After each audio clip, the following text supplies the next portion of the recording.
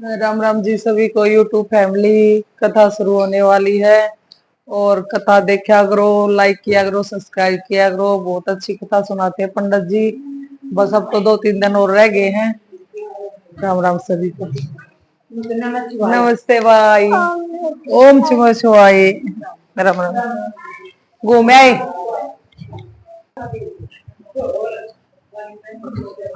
बोलिए सच्चिदानंद भगवान की जय। सियावर रामचंद्र महाराज की जय। भाई मेरी सचिया जोता वाली माता तेरी सदा ही जाओ। गुरु ब्रह्मा गुरु विष्णु गुरुदेव महेश्वरा। गुरु साक्षात् परब्रह्म तस्मै श्री गुरवे नमः। अखंड मंडलाकारं व्याप्तं येन चराचरं तत्पदं दस्तमेन तस्मै श्री गुरवे नमः। और श्री सदगुरुदेव महाराज की जय। श्रीमन महागणाधिपते नमः। सच्चिदानंद रूपाय विश्वोत्पत्त्यादि हेतवे तापत्रय विनाशाय श्री कृष्णाय वयं नमः। नारायणं नमस्कृत्यं नरं चैव नरोत्तमं वंदे देवी सरस्वती व्यासं ततो जयमुदीयते। बोल व्यासी महाराज की जय। नारायण नमस्कृतं नरं चैव नरोत्तमं वंदे देवी सरस्वती व्यासं ततो जयमुदीयते। बोलिए शिव महापुराण की जय। नमः शिवाय शिव नमः शिवाय। हरे हरे भोले नमः शिवाय। नमः शिवाय शिव नमः शिवाय शिव नमः शिवाय। हरे हरे भोले नमः शिवाय। नमः शिवाय हरे हरे शंभु नमः शिवाय। नमः शिवाय शिव नमः शिवाय। नमः शिवाय हरे हरे भोले नमः शिवाय शिव जटाधराय। नमः शिवाय शिव हरे हरे भोले नमः शिवाय। नमः शिवाय शिव नमः शिवाय। नमः शिवाय शिव हरे हरे शंभु नमः शिवाय। नमः शिवाय शिव हरे हरे गंगे नमः शिवाय। नमः शिवाय शिव नंदीश्वराय। नमः शिवाय शिव हरे हरे भोले नमः शिवाय। नमः नमः शिवाय शिव नमः शिवाय। हरे हरे भोले नमः शिवाय। बोल शंकर भगवान की जय। अब हमारी कथा आज से समापन की तरफ जा रही है, इसीलिए जो अब तक नहीं आए हैं वो अब 4-5 दिन आ जाए तो पूरी शिव पुराण कथा का फल प्राप्त उनको हो जाएगा। और लेट आने की कोशिश न करें जो भी आए, क्यों तो पूरा महीना निकल गया, परंतु अब ये 3-4 दिन जो है इनमें से जो कथा छूट गई 12 ज्योतिर्लिंगों की, उसको फिर पूरा फल कथा का नहीं मिलेगा। 12 ज्योतिर्लिंगों की कथा हम करना तो आज तक चाहते थे शुरू, परंतु आज सबको सूचना दे दें कि कल से टाइम पे आ जाए। 12 ज्योतिर्लिंगों की कथा छूटनी नहीं चाहिए किसी की।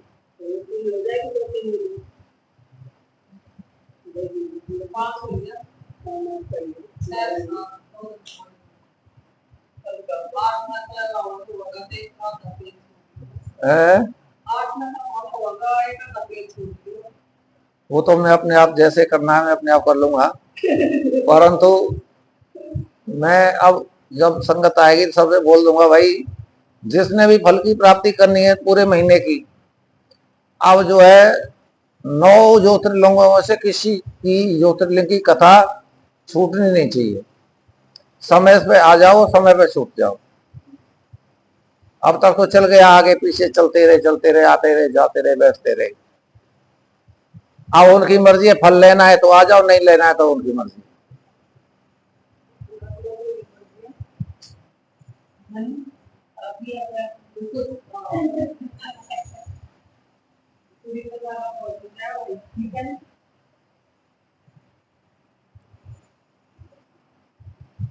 वायवी संहिता का उत्तरखंड। ऋषियों के पूछने पर वायुदेव का श्री कृष्ण और उपमन्यु के मिलन का प्रसंग सुनाना, श्री कृष्ण को उपमन्यु से ज्ञान का और भगवान शंकर से पुत्र का लाभ, ये कथा आज हम आपको बता रहे हैं कि भगवान श्री कृष्ण भी पुत्र प्राप्ति के लिए भगवान शिव की तपस्या की, प्रार्थना की, भगवान शिव से आशीर्वाद प्राप्त किया। अब दिखा रहे हैं, बता रहे हैं, उनके लिए तो सब भगवान तो सर्व समर्थ हैं, कृष्ण जी भी सर्व समर्थ हैं कि भाई ऐसा करने से ऐसा होता है, ये बताने के लिए भगवान श्री कृष्ण ने भगवान शिव की तपस्या की, उनसे वरदान प्राप्त किया और पुत्र प्राप्त किए। उपमन्यु के पास में गए, उपमन्यु ने उनको तपस्या करने के लिए कहा और पशुपत व्रत करने के लिए कहा।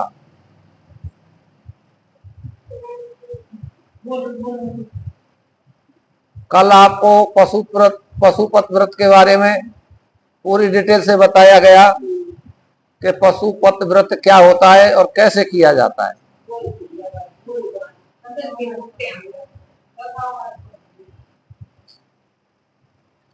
अब उसकी पशुपत नामक जो व्रत है उसकी 1% भी सच्चाई नहीं करते, 1% भी। और भगत जी इतने बड़े बनेंगे, हमसे बड़ा कोई भगत है ही नहीं दुनिया में।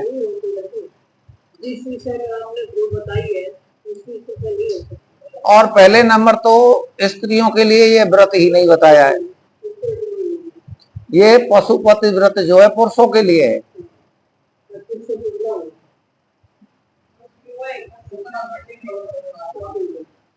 और उसको करती स्त्रियां, तो स्त्रियों को तो कोई फल की प्राप्ति होनी नहीं, क्योंकि वो उस विधि को निभाएंगे नहीं, क्योंकि वो उनके लिए नियम नहीं लागू कर, जो नियम लागू है उनको हो नहीं सकता। इसीलिए स्त्रियों का तो कहीं भी नाम ही नहीं आया है पशुपत व्रत के लिए कि स्त्रियों के लिए यह व्रत है। परंतु आजकल के जो आचार्य हैं, जो आजकल के कथावाचक हैं, वो अपनी वो बढ़ाने के लिए टीआरपी चैनल की, उसके लिए ऐसी ऐसी बातें बता देते हैं लेडीजों को, वो लग जाते हैं करने का वही काम। और ये सारी चीजें ये प्रदीप मिश्रा ने चालू कर दी सारी।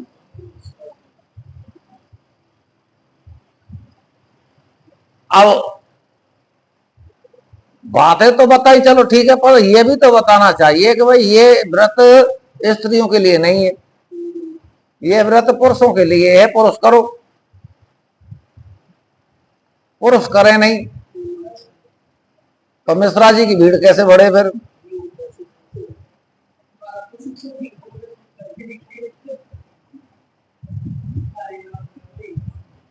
सूत जी कहते हैं जो समस्त संसार चक्र के परिभ्रमण में कारण रूप हैं और तथा गौरी के युगल उरोजों में लगे हुए केसर के जितने वक्ष स्थल अंकित हैं, उन भगवान उमालभ्य शिव को नमस्कार है।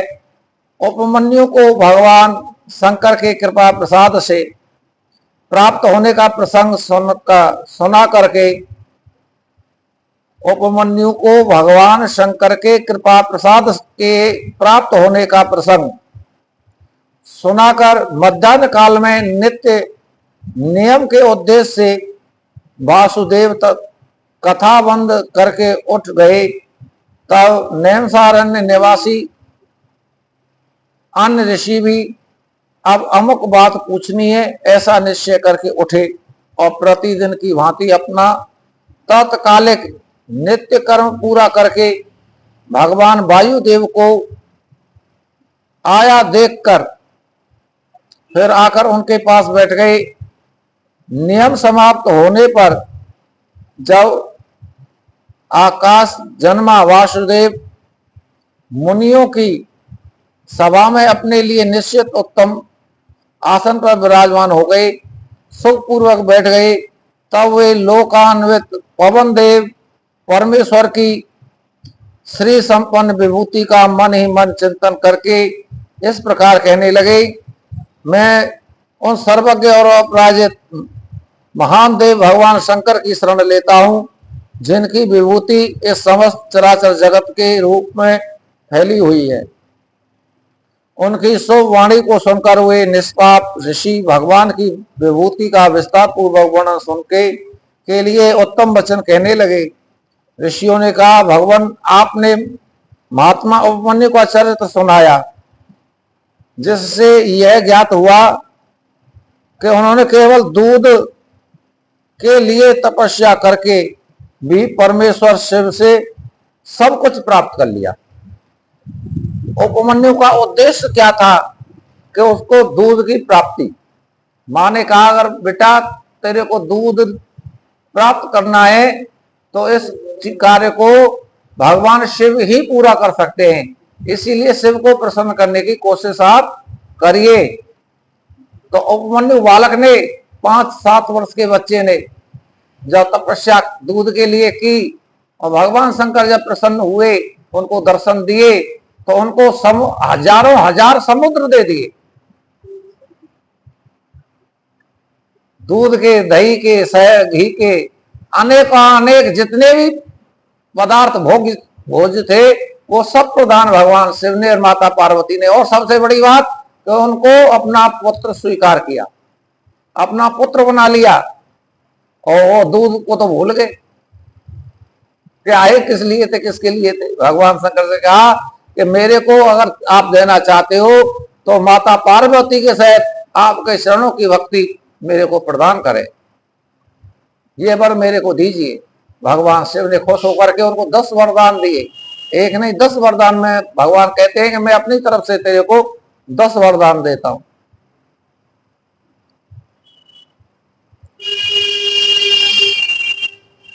केवल दूध के लिए तपस्या करके भी परमेश्वर शिव से सब कुछ पा लिया। हमने पहले ही सुन रखा है कि अनायास ही महान कर्म करने वाले वासुदेव नंदन भगवान श्री कृष्ण किसी समय धौम्य के बड़े भाई उपमन्यु से मिले थे और उनकी प्रेरणा से पशुपत व्रत का अनुष्ठान करके उन्होंने परम ज्ञान प्राप्त कर लिया था। अतः आप यह बताए कि भगवान श्री कृष्ण ने परम उत्तम पशुपत ज्ञान किस प्रकार से प्राप्त किया। तो वायुदेव सब ऋषियों को कह रहे हैं कि अपनी इच्छा से अवतीर्ण होने पर भी सनातन वासुदेव ने मानव शरीर की निंदा सी करते हुए लोक संग्रह के लिए शरीर की शुद्धि की थी। वे पुत्र प्राप्ति के निमित्त तप करने के लिए उन महामुनि के आश्रम पर गए थे, जहां बहुत से मुनि उपमन्यु जी का दर्शन कर रहे थे। भगवान श्री कृष्ण ने भी वहां जाकर उनके दर्शन किया। उनके सारे अंग भस्म से उज्जवल दिखाई दे रहे थे। मस्तक त्रिपुंड से अंकित था। रुद्राक्ष माला ही उनका आभूषण थे। वे जटा मंडल बनाए हुए मंडित थे। शास्त्रों से वेद की भांति वे अपने शिष्य भूति महर्षियों से घिरे हुए थे और शिव जी के ध्यान में तत्पर हो शांत भाव से बैठ गए भगवान कृष्ण उपमन्यु के सामने जाकर के। उन महान तेजस्वी उपमन्यु का दर्शन करके भगवान श्री कृष्ण ने कहा, श्री कृष्ण ने उन्हें नमस्कार किया। उस समय उनके संपूर्ण शरीर में रोमांच हो गया। भगवान श्री कृष्ण ने बड़े आदर के साथ मुनियों की 3 बार परिक्रमा की, फिर अत्यंत प्रसन्नता के साथ मस्तक झुकाकर हाथ जोड़कर उनका स्तवन किया। तदनंतर उपमन्यु ने विधि पूर्वक अग्नि, ऋत, भस्म इत्यादि मंत्रों से भगवान श्री कृष्ण के शरीर में भस्म लगाकर उनसे 12 महीने का साक्षात पशुपत व्रत करवाया। 1 साल का पूरा व्रत भगवान से उपमन्यु ने करवाया। इसके पश्चात मुनि ने उन्हें उत्तम ज्ञान प्रदान किया। उसी समय से उत्तम व्रत का पालन करने वाले संपूर्ण दिव्य पशुपति मुनि उन श्री कृष्ण को चारों ओर घेर कर उनके पास बैठे रहने लगे।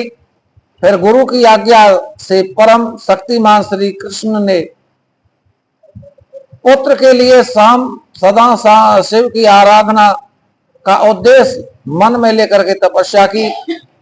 उस तपस्या से संतुष्ट हो 1 वर्ष के पश्चात पार्षदों सहित परमेश्वरशाली परमेश्वर शाम सदा शिव ने उन्हें दर्शन दिया। श्री कृष्ण ने वर देने के लिए प्रकट हुए सुंदर अंचल वाले महादेव जी को हाथ जोड़ करके प्रणाम किया, उनकी स्तुति भी की। गणों के सह सदा शिव का स्तवन करके कृष्ण ने अपने लिए एक पुत्र प्राप्त किया। वह पुत्र तपस्या से संतुष्ट चित्त हुए साक्षात शिव ने विष्णु को दिया। चूंकि शाम शिव ने उन्हें अपना पुत्र प्रदान किया, इसीलिए भगवान श्री कृष्ण ने जामवंती कुमार का नाम सांब रखा। जो भगवान शिव के आशीर्वाद से जो पुत्र प्राप्त हुआ वो सांब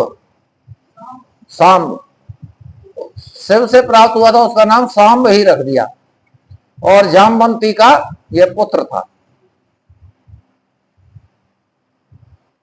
जामवंती की विवाह तो पता होगा कैसे हुआ भगवान कृष्ण से।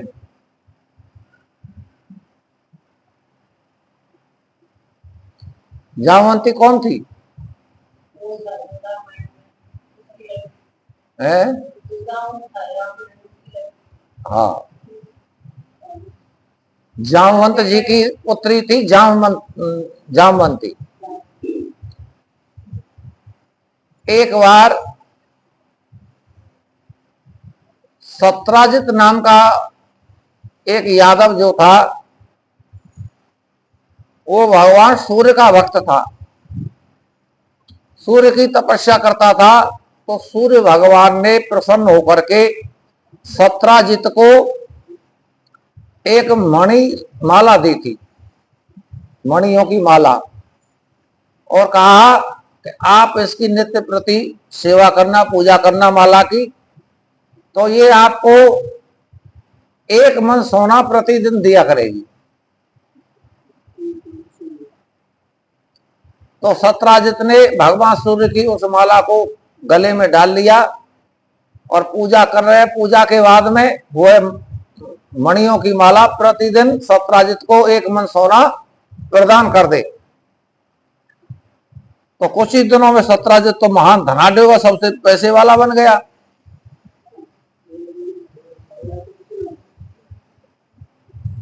एक दिन उस माला को पहन करके सत्राजित भगवान श्री कृष्ण की सभा में चला गया, उग्रसेन की सभा में। जब उसका माला का इतना तेज था तो उसको लोग आंख उठा करके देख भी नहीं सकते थे। सूर्य के समान तेज था उस माला का चमक, आंखें चुंधिया जाए दिखे ही नहीं कुछ। जब सत्राजित को आता देखा सभा में तो सब लोग कहने लगे सूर्य भगवान आ रहे हैं, सूर्य भगवान आ रहे हैं। भाई नहीं, सूर्य नहीं है, ये सत्राजित आ रहा है। माला गले में पहन रखी तो उसका इतना प्रकाश। तो वहां पर यदुवंशियों ने वो सत्राजित से कहा कि ये इतनी कीमती माला जो है तुम्हारे गले में है, ये राज खजाने में राजा के पास होनी चाहिए जो तुमने पहन रखी है। आप जो है इसको राजा उग्रसेन को जो है भेंट कर दो, अच्छा रहेगा। उसको ये बुरा लगा और वो सभा से उठ करके चला गया।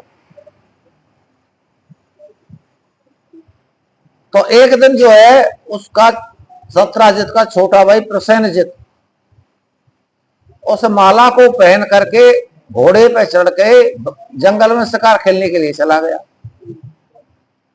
अब ये कथा श्यामंतक मणि की है, यानी ये कथा जिस दिन भादों की चौथ को चंद्रमा जो होता है, उस चौथ के चंद्रमा को दर्शन नहीं करना चाहिए।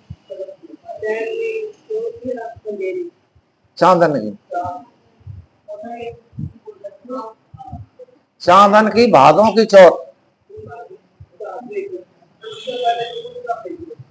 उस चौथ के चंद्रमा के दर्शन नहीं करने चाहिए।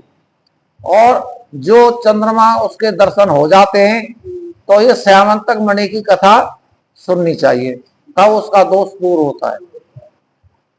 क्योंकि भगवान श्री कृष्ण को ने ये भादों की चौथ का चंद्रमा देख लिया था तो उनको चोरी का इल्जाम लगा।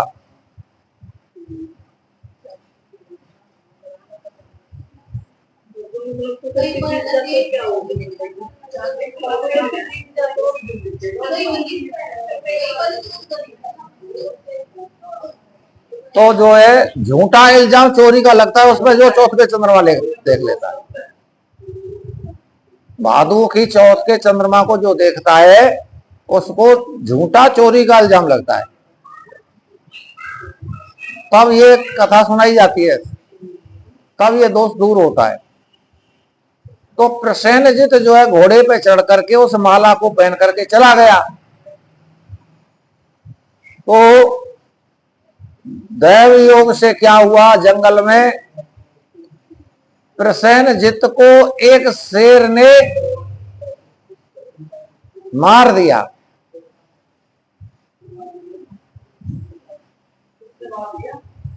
शेर ने प्रसेनजित को मार दिया और उस मणि को और उसको घसीटता हुआ वो ले जाएगा। इतने में ही ये ऋक्षपति जामवंत आ गया, उसने शेर को मार दिया, उस मणि को लेकर के अपने आश्रम में आ गया। उनकी एक पुत्री थी जामवंती, उसको वो मणि जो है दे दी और लड़की जो है उससे खेलने लगी। उसको पता ही नहीं कि ये क्या है क्या नहीं है। जब शाम को प्रसेनजित शिकार खेलने के बाद घर नहीं आया तो सत्राजित को चिंता होने लगी और जब ढूंढने निकले तो जंगल में उसकी लाश मिली। तो सत्राजित डर के मारे तो नहीं कह रहा, परंतु धीरे धीरे गुपचुप तरीके से वो बात फैल गई कि मैंने कृष्ण को मणि देने से इनकार कर दिया, तो उस मणि के चक्कर में कृष्ण ने मेरे भाई की हत्या करके मेरी मणि को चुरा लिया। और ये बात फैलते फैलते फैलते फैलते कृष्ण जी के कानों तक पहुंच गई। तो भगवान श्री कृष्ण ने कहा कि भाई ये हम पर झूठा इल्जाम लगा रहा है और हमने ये काम किया नहीं है, परंतु फिर भी अपने मत्थे से इस कलंक को धो करके ही हम चैन से बैठेंगे। तो भगवान श्री कृष्ण कुछ सैनिकों को लेकर के जंगल में निकल गए। तो वहां क्या देखते हैं कि वो प्रसेनजित की लाश पड़ी हुई है, और थोड़े से और आगे चले तो वहां पर उसके शेर के निशान पंजों के प्रसेनजित पर, इसको तो शेर ने मारा है। और आगे चले शेर के निशानों को खोजते हुए तो वहां पर शेर मरा हुआ मिला। भाई शेर को किसने मार दिया? तो वहां देखे तो भालू के निशान पैरों के, ये तो किसी भालू ने शेर को मार दिया। पर भालू तो शेर को नहीं मार सकता, और कोई महान भालू है जो शेर को भी मार दिया। तो उसको देखते देखते और जामवंत की गुफा पे पास में भगवान श्री कृष्ण पहुंच जाते और कहा कि सैनिकों से आप यहीं रुको, मेरा इंतजार करो, मैं अंदर जाता हूं। तो भगवान श्री कृष्ण जो है गुफा के अंदर गए तो वहां क्या देखते हैं कि उनकी जामवंत की पुत्री उस मणि से खेल रही है। भगवान कृष्ण को तसल्ली हुई, हाँ मणि यही है। तो उन्होंने कहा, भाई कन्या ये मणि मेरे को दे दे, तुम क्या कर रहे हो इसको? वो डर गई कृष्ण को देख करके, उसने शोर मचा दिया। इतने में जामवंत जी उसका शोर सुन करके आ गए और कहने लगे, आप कौन हो, कहां से आए हो, और क्यों मेरी पुत्री से मणि को छीन रहे हो? मैंने इस मणि के पीछे मेरे को चोरी का इल्जाम लगाया कि तुमने ये चोरी, और तुमको ये मणि कहां से मिली ये बताओ। मैं, तुम कौन हो तो मेरे को पूछने वाले कि मैं मेरे को कहां से मिली कहां से नहीं, तुम कौन होते हो? मैंने कि मैं वासुदेव नंदन श्री कृष्ण हूं। मैंने, हो गए तुम कृष्ण? मैं, तुमने चोरी की है मणि को? मैं, नहीं चोरी नहीं की है। तो कैसे, कहां से तुम्हारे पास कहां से मोती? मैंने कि इसको एक शेर पर मैंने देखा था, शेर को मार करके मैं इस मणि को ले आया। मैं, ये मणि मेरे को दे दो, ये मेरे पे चोरी। मैं जिस चीज को अपनी पुत्री को दे चुका, मैंने ये पुत्री ये तेरी है, तो उससे वो चीज कभी वापस लेनी नहीं चाहिए। पुत्री से पिता माता का ये धर्म बनता है कि चाहे कुंवारी है चाहे ब्याही है, जो लड़की के नाम से कह करके उसको दे दिया ये तेरा, तो उस चीज को कभी यूज नहीं करना चाहिए और ना कभी लेना चाहिए वापस। तो जामवंत जी कह रहे कि मैंने तो इसको अपनी पुत्री को दे चुका हूं, मैं तो नहीं ले सकता, और दी हुई चीज को लेना पाप लगेगा। तो मैं तो मणि लेके जाऊंगा। वाद विवाद बढ़ा तो दोनों में युद्ध शुरू हो गया, भगवान श्री कृष्ण और जामवंत में। हाँ, अब जो है बहुत लंबा युद्ध चला। तो भगवान श्री कृष्ण ने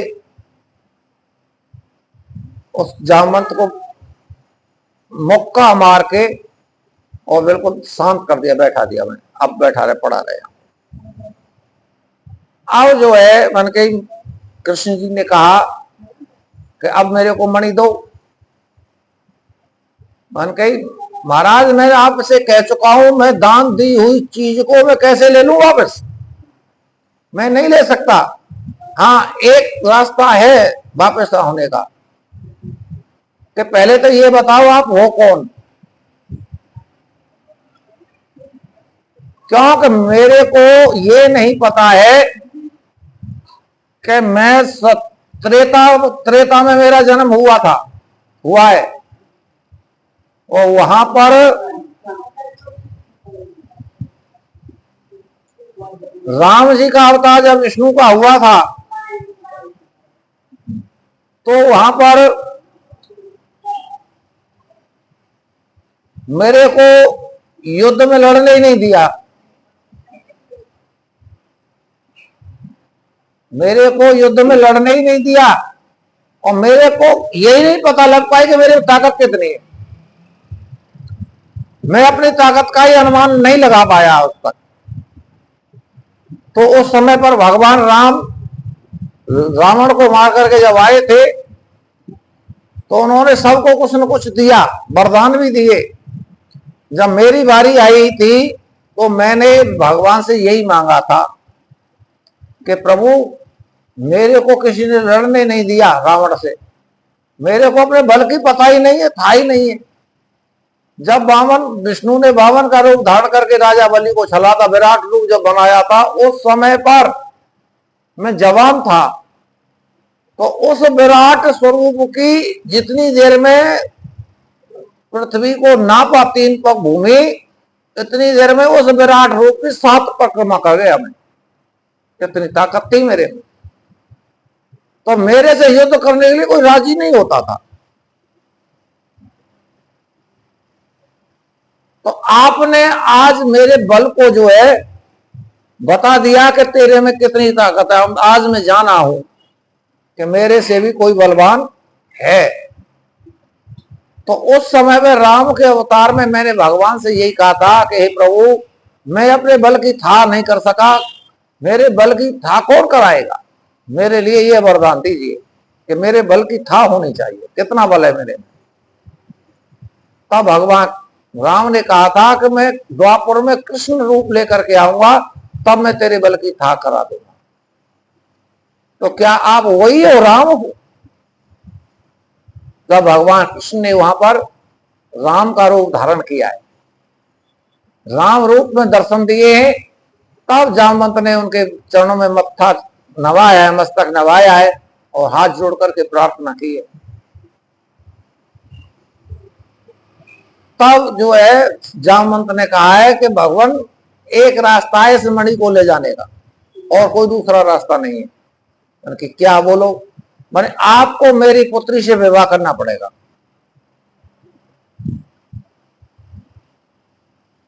जहां पुत्री वहां मणि, पुत्री का मैं दान करूंगा। मैंने पुत्री को दान कर दी, मैं पुत्री को दान कर देता हूं आपके लिए। तो कन्यादान जामवंत ने किया है और वहीं फेरे पारे, और तब जामवंती को भगवान लेके आए। तो मणि जब उनके साथ में आई, मैंने अब पत्नी का जो भी है वो पति का अधिकार है, और पति का जो है उस पर पत्नी का अधिकार है। अब दोनों समान है। अब आप अपने आप जो करना है करो आप। तब उस मणि को लेकर के भगवान कृष्ण ने सत्राजित को बुला करके, मैंने ये ले भाई तेरी मणि, तूने मेरे में झूठा आरोप लगाया, तूने, तेरा भाई जो प्रसेनजित था उसको सिंह ने मारा, सिंह को रीछ ने भालू ने मारा, और भालू से ये मणि मेरे को प्राप्त हुई है, और ये ले अपना। अब सत्राजित लज्जित होने लगा, मैंने भगवान कृष्ण को झूठा आरोप लगा दिया। ये पकड़ बन गई। अब ये मणि तो जहां होनी चाहिए राज खजाने में ही होनी चाहिए, इसने इतना बड़ा बखेड़ा खड़ा कर दिया, तो मैंने नहीं लूंगा। मैं नहीं, ये तेरा अधिकार है, हम जबरदस्ती किसी से कोई चीज नहीं लेते। तो भगवान कृष्ण से कहा कि अब मेरा पाप कैसे दूर होगा?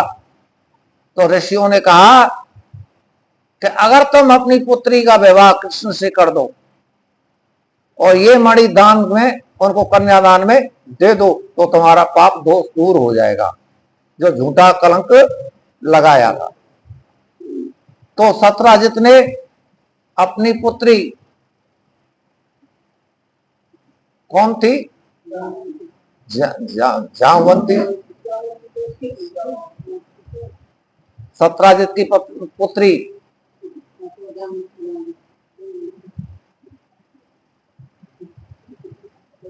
सत्यभामा, प्रिय पत्नी थी भगवान कृष्ण की, उसका विवाह कृष्ण से किया। ऐसे करके 8 विवाह जो है द्वारका में भगवान के हुए थे। तो ये मणि जो है ये शाम जो है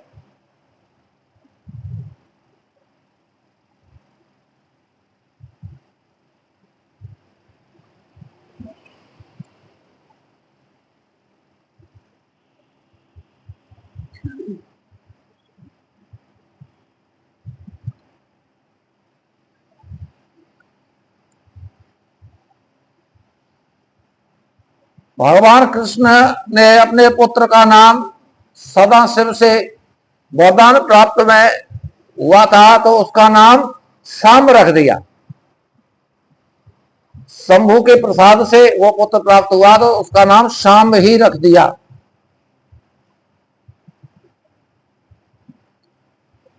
चूंकि शाम शिव ने उन्हें अपना पुत्र प्रदान किया, इसीलिए श्री कृष्ण ने जामवंती कुमार का नाम शाम रख दिया। जामवंती का पुत्र था शाम, कृष्ण जी का। इस प्रकार अति अमित पराक्रमी श्री कृष्ण ने महर्षि उपमन्यु से ज्ञान लाभ और भगवान शंकर के पुत्र का लाभ हुआ। इस प्रकार के वह सब प्रसंग मैंने पूरा पूरा कह सुनाया। जो प्रतिदिन इसे सुनता है या सुनाता है वह भगवान विष्णु का ज्ञान पा करके उन्हीं के साथ आनंदित हो जाता है। बोले शंकर भगवान की जय। ऋषियों ने पूछा पशुपति ज्ञान क्या है, भगवान शिव पशुपति कैसे हैं, और अनायास ही महान कर्म करने वाले भगवान श्री कृष्ण ने उपमन्यु से किस प्रकार प्रश्न किया था। वायुदेव आप साक्षात शंकर के स्वरूप हैं, इसीलिए वे सब बातें हमें बताइए। तीनों लोकों में आपके समान दूसरा कोई वक्ता इन बातों को बताने में समर्थ नहीं है। सूत जी कहते हैं उन महर्षियों की यह बात सुनकर के वायुदेव ने भगवान शंकर का स्मरण करके इस प्रकार उत्तर देना आरंभ किया। वायुदेव बोले महर्षियों, पूर्व काल में श्री कृष्ण रूपधारी भगवान विष्णु ने अपने आसन पर बैठे हुए महर्षि उपमन्यु से उन्हें प्रणाम करके न्याय पूर्वक यूं प्रश्न किया। भगवान कृष्ण ने स्वयं उपमन्यु के लिए प्रणाम किया है। अगर किसी से कोई चीज प्राप्त करनी है, किसी से कोई चीज प्राप्त करनी है तो क्या तरीका होना चाहिए जो आसानी से वो चीज मिल जाए? कौन सा तरीका से वो चीज प्राप्त कर सकते हैं किसी और से? किसी से कोई चीज प्राप्त करनी हो प्यार से, तो वो कौन सा तरीका होना चाहिए, अपनाना चाहिए, जैसे वो आराम से वो चीज दे दे?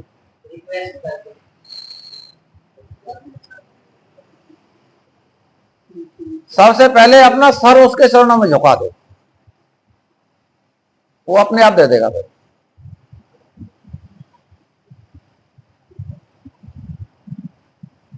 तो भगवान कृष्ण जो है उपमन्यु के पास में गए तो उन्होंने, कृष्ण जी ने जाकर के उपमन्यु को प्रणाम किया। देखो भगवान है और उपमन्यु को प्रणाम कर रहे हैं। क्यों कर रहे हैं? कि उनसे कोई चीज प्राप्त करनी है। भगवान को जबरदस्ती कर नहीं सकते, ऋषि है और शंकर जी के पुत्र है, कोई मामूली शक्ति नहीं है उपमन्यु। तो भगवान शिव ने और माता पार्वती ने उनको अपना पुत्र मान लिया था। मैं तो आज से आप हमारे पुत्र कहलाओगे, मैं तुम्हारा पिता, माता पार्वती तुम्हारी माता है। जब तपस्या की थी उपमन्यु ने वरदान दिया था तब। तो उपमन्यु से उन्हें प्रणाम करके न्याय पूर्वक यूं प्रश्न किया। भगवान श्री कृष्ण कहने लगे, भगवान महादेव ने देवी पार्वती को जिस दिव्य पशुपत ज्ञान तथा अपनी संपूर्ण विभूति का उपदेश दिया था, मैं उसको सुनना चाहता हूं। पशुपत व्रत के बारे में भगवान श्री कृष्ण ने पूछा कि जो ज्ञान भगवान शिव ने पार्वती माता को दिया था वो आपने सुना था, तो आप उसको मेरे लिए बताइए। यह प्राप्त करने के लिए भगवान कृष्ण ने उपमन्यु का आदर किया, सत्कार किया और उपमन्यु के चरणों में प्रणाम किया। महादेव जी पशुपति कैसे हुए, पशु कौन कहलाते हैं, वे पशु किन पासों से बांधे जाते हैं और फिर किस प्रकार उनसे मुक्त होते हैं, वो ये सारी बातें भगवान कृष्ण कह रहे हैं मेरे लिए बताइए। तो महात्मा कृष्ण के इस प्रकार पूछने पर श्रीमान उपमन्यु ने महादेव जी तथा देवी पार्वती को प्रणाम करके उनके प्रश्नों के अनुसार उत्तर देना आरंभ किया। उपमन्यु बोले कि देव की नंदन, ब्रह्मा जी से लेकर के इस स्थावर पर्यंत जो भी संसार के वशवर्ती चराचर प्राणी है, ब्रह्मा जी से लेकर के ब्रह्मा की सृष्टि में जितनी भी सृष्टि है ब्रह्मा जी की, तो सारी सृष्टि, ये चराचर जगत जो है ब्रह्मा की ही सृष्टि है।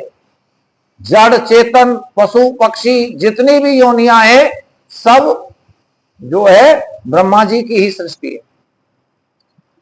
तो चराचर प्राणी ब्रह्मा की सृष्टि के वे सब के सब भगवान शिव के पशु कहलाते हैं, ब्रह्मा की सृष्टि के पशु कहलाते हैं शिव की दृष्टि में, और उनके पति होने के कारण देवेश्वर शिव को पशुपति कहा गया है। जितनी भी सृष्टि है वो एक पशु के तुल्य है भगवान शिव के लिए, इससे ज्यादा कुछ नहीं है। और वो सबके मालिक हैं, पिता हैं, तो वो पशुपति कहलाए, इसीलिए उनका नाम पशुपति पड़ा। वे पशुपति अपने पशुओं को मल और माया आदि पासों से बांधते हैं, यानी उन जब तक पशु को नहीं बांधेंगे तो छुट्टा घूमता रहेगा तो कुछ भी नुकसान करता है, किसी को भी मार सकता है, उस पर किसी का बस नहीं है छोटे पशु पे। तो भगवान कृष्ण ने उनको बांधने के लिए माया का पास बनाया, यानी माया की रस्सी, और उससे माया की रस्सी से सबको बांध दिया भगवान शिव ने। ये कौन कह रहे? उपमन्यु, भगवान श्री कृष्ण को। और भक्ति पूर्वक उनके द्वारा आराधित होने पर वे स्वयं ही उन्हें उन पशुओं से मुक्त करते हैं। जो उनकी शरण में चला जाता है, उनकी भक्ति करता है, जो भगवान शिव की शरण में पहुंच जाता है तन मन वचन कर्म से, और जो ऐसा करता है तो उस पास से उसको जीव को मुक्त कर देते। मैं अब तू पशुओं की संज्ञा में से निकल के अब तू मेरे पास आ गया, अब तेरे को पशु नहीं कहा जाएगा। जो 24 तत्व हैं वे माया के कार्य एवं गुण हैं। ये सारी सृष्टि में 24 तत्व के लोग कहते 5 तत्व से बना ये तन, 5 तत्व से नहीं बनता, 24 तत्वों से बनता है। यहां से पुराण कह रही है कि 24 तत्वों से ये शरीर बनता है, 5 तत्व से नहीं।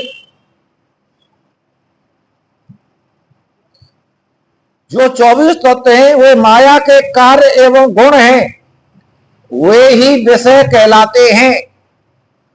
एक एक विषय में पढ़ करके अपना जीवन जो है निकाल देता है। जीवों पशुओं को बांधने वाले वही तो पास है माया के जाल। सबसे बड़ा जाल माया का कौन सा है? माया का जाल कौन सा सबसे बड़ा? किसको मानते हो आप लोग?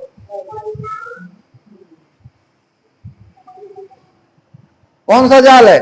आप किसको मानते हो सबसे भयंकर जाल, जो जिसमें से कभी छूट ही नहीं सकता है? मोह तो है ही है, पर मोह किसके लिए, किससे कर रहे हैं वो? सबसे बड़ा है पुत्र का मोह जाल, संतान का जाल। ये ऐसा जाल लगा दिया परमात्मा ने, इसमें से चाह करके भी नहीं निकल सकता। और जाल में से निकल जाए, पर जो संतान का जो जाल लग जाता है, बिछ जाता है, उसमें से निकलना मुश्किल हो जाता है।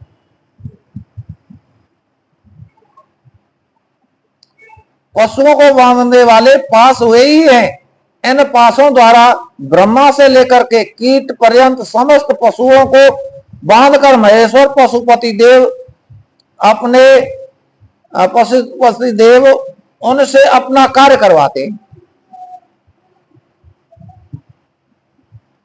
यानी कीट पतंगे से लेकर के ब्रह्मा जी तक सब को इस जाल में बांध करके भगवान शिव सबसे अपना कार्य करवाते। और महेश्वर की ही आज्ञा से प्रकृति पुरुषोचित बुद्धि को जन्म देती है। यानी उन महेश्वर की कृपा से ही प्रकृति द्वारा जीव में बुद्धि का जन्म होता है और वो बुद्धि दो पाये में दे दी है और किसी पाये में नहीं दी है। दो पाया कौन है? मनुष्य, दो पैर वाला। दो पाया मैं ही बुद्धि को दिया, चौपाए में या किसी और में बुद्धि को नहीं दिया। बुद्धि अहंकार को प्रकट करती है। अब कोई आदमी ज्यादा पढ़ लिख जाए तो और बड़े अफसर बन जाए, नौकरी पे पहुंच जाए या बड़ा बिजनेसमैन हो जाए तो उसको अहंकार हो जाएगा, उसको अपनी बुद्धि का अहंकार हो जाएगा। मैं इतना पढ़ा लिखा हूं, मेरे समझ इंटेलिजेंट कोई नहीं है। तो बुद्धि किसको जन्म देती है? अहंकार को। तथा अहंकार कल्याणदायी देवादि देव शिव की आज्ञा से 11 इंद्रियों और 5 तंत्र मात्राओं को उत्पन्न करता है। अहंकार से कौन उत्पन्न हुआ? 11 इंद्रियां और 5 मात्रा, मन वाणी बुद्धि अहंकार चित्त, ये इस प्रकार से 11 इंद्रियां और 5 तत्व ये जन्म लेते हैं अहंकार से, उत्पन्न करता है।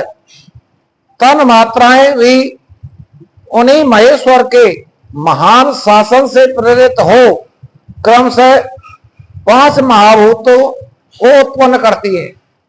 वो जो है भगवान शिव की कृपा से महान शासन से प्रेरित हो 5 महाभूतों को उत्पन्न करती हैं। वे सब महाभूत शिव की आज्ञा से ब्रह्मा से लेकर के तिनके तक देहधारियों के लिए देह पुष्ट करते हैं। जितने भी जीवधारी हैं, एक चींटी से लेकर के ब्रह्मा जी तक, ये 5 जो तत्व बताए गए, इनसे फिर इनकी सृष्टि होती है। बुद्धि कर्तव्य का निश्चय करती है कि तुम्हारा क्या कर्तव्य है किसके प्रति,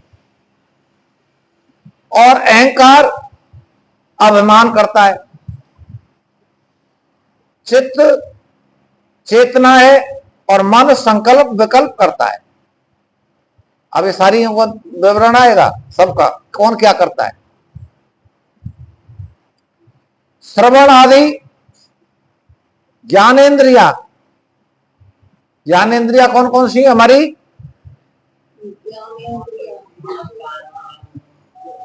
यहां से ऊपर ऊपर के जो भी चीजें हैं ये हमारी ज्ञानेन्द्रिया है। दोनों आंखें, जीव, नाक और कान, ये हमारी यहां से ऊपर हैं, तो ये हमारी ज्ञानेन्द्रिया है। अब ये किस किस चीज का ज्ञान कराती है?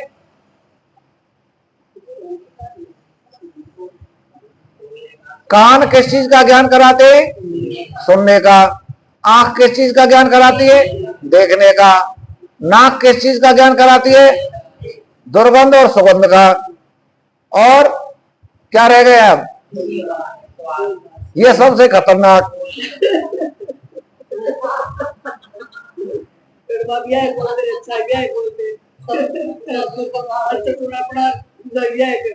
सबसे ताकतवर यही है, और इसमें हड्डी ना कुछ कुछ भी नहीं है, पर फिर भी ताकतवर है सबसे।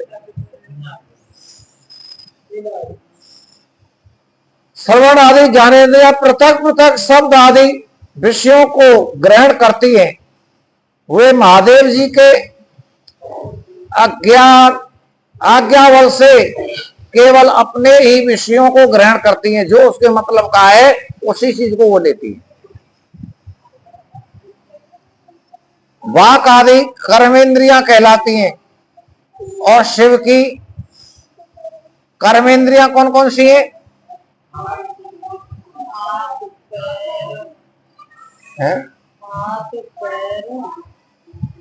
हाथ और पैर ये कर्म करते हैं, ये कर्मेंद्रियां हैं। जो भी कर्म किया जाएगा हाथों से या पैरों से, इन्हीं से किया जाएगा। और शिव की इच्छा से अपने लिए नेक कर्म करती है, दूसरे कुछ नहीं करती। शब्द आदि जाने जाते और बोलना आदि कर्म किए जाते हैं। इन सब के लिए भगवान शंकर की गुरुतर आज्ञा का उल्लंघन करना असंभव है। ये जितने भी पार्ट्स हैं, जितनी भी इंद्रियां हैं, जितने भी कुछ हैं, ये शिव की आज्ञा का उल्लंघन किसी भी कंडीशन में नहीं कर सकते, कि वो सबके गुरु हैं, और गुरु की जो आज्ञा हो गई वो तो करना ही करना है, चाहे कुछ भी हो। सबके गुरु भगवान शिव हैं। जितने भी माया के पर्दे पड़े हुए हैं, सब माया के, सब कुछ उन्हीं का है, उन्हीं ने डाल रखा है। पशु, ये सब पशु हैं, जितने भी हैं सब, हम भी पशु हैं। ब्रह्मा की सृष्टि जितनी भी है, चींटी से लेकर के हाथी तक, सब पशु की हो, उसमें यह बताया गया है। वो पशुओं के मालिक हैं, तो इसीलिए पशुपति कहलाए वो। परमेश्वर शिव के शासन से ही आकाश सर्वव्यापी होकर के समस्त प्राणियों को आकाश प्रदान करता रहता है। वायु तत्व प्राण आदि नाम भेदों द्वारा बाहर भीतर के संपूर्ण जगत को धारण करता है। यानी वायु क्या काम करता है? वायु प्राणों को जीवन देता है। वायु तत्व प्राण आदि नाम भेदों द्वारा भीतर जाता है और फिर वो बाहर आता है, और जगत को, संपूर्ण जगत को इसी के द्वारा, वायु के द्वारा ही धारण किया हुआ। वायु नहीं हो तो सब कुछ खत्म, 1 मिनट में सब कुछ खत्म हो जाए, कुछ भी नहीं बचेगा। पशु पक्षी जितने भी पेड़ पौधे, नदी तालाब, सब खत्म हो जाएंगे, वायु नहीं होगी। अग्नि तत्व देवताओं के लिए हव्य और काव्य भोजी पितरों के लिए काव्य पहुंचाता है। अग्निदेव जो है का काम क्या है? देवतार पितरों के लिए अग्नि के द्वारा भोजन पहुंचता है। अग्निदेव का कार्य है सबके लिए भोजन पहुंचाना। साथ ही मनुष्यों के लिए पाक आदि का भी कार्य करता है। मनुष्यों के लिए भोजन बनाने का कार्य अग्निदेव के द्वारा होता है। जो भी भोजन बनता है अग्नि के बिना नहीं बन सकता। अग्नि चाहिए तो ही भोजन बनेगा। जल सबको जीवन देता है, और पृथ्वी संपूर्ण जगत को सदा धारण किए रहती है। शिव की आज्ञा संपूर्ण देवताओं के लिए अलंघनीय है। कोई भी शिव की आज्ञा का उल्लंघन नहीं कर सकता है। उससे ही प्रेरित होकर के देवराज इंद्र देवताओं का पालन, दैत्यों का दमन और तीनों लोकों का संरक्षण करते हैं। देवताओं का राजा उन्होंने ही इंद्र को बना रखा है। वरुण देव सदा जल तत्व के पालन और संरक्षण का कार्य संभालते हैं भगवान शिव की आज्ञा से।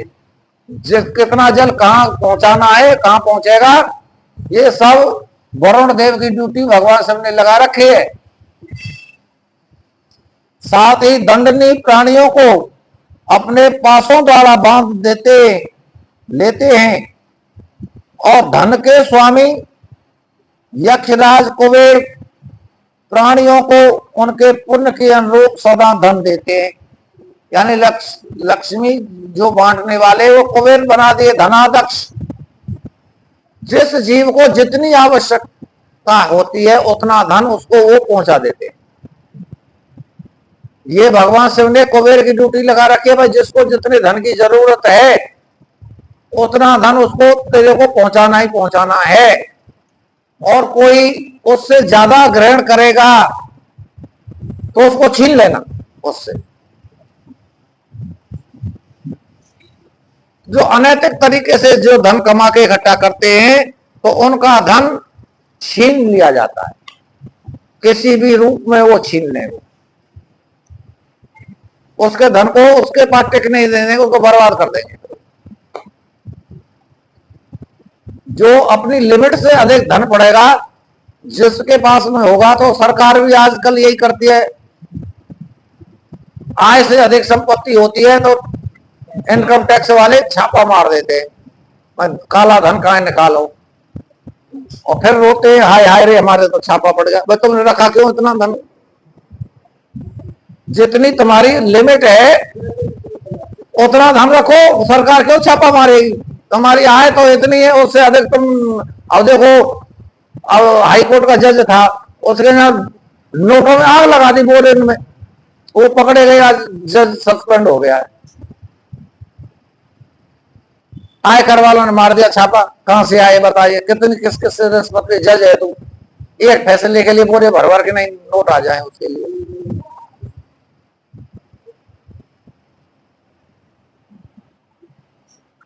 तो धनाध्यक्ष कुबेर प्राणियों को उनके पुण्य के अनुसार, जितना पुण्य है उसका उतना धन तेरे को उसको देना ही पड़ेगा, जितना पुण्य किया है उसके पुण्य के अनुरूप सदा धन देते रहना है। जब ही तो कहते हैं अच्छे अच्छे कार्य करो, धन को अच्छे कार्यों में लगाओ, दिल खोल करके करो। तो परमात्मा कहता है कुबेर की ड्यूटी है, जितना पुण्य करोगे, जितना अच्छा करोगे, उसको उतना ही धन उसी जरूरत के अनुसार तो और देते परमात्मा। और जितना धन है उसकी एफडी करवा करवा के बैंकों में धर दोगे तो उसको कोई और ही खाएगा, तुम नहीं उपयोग करोगे।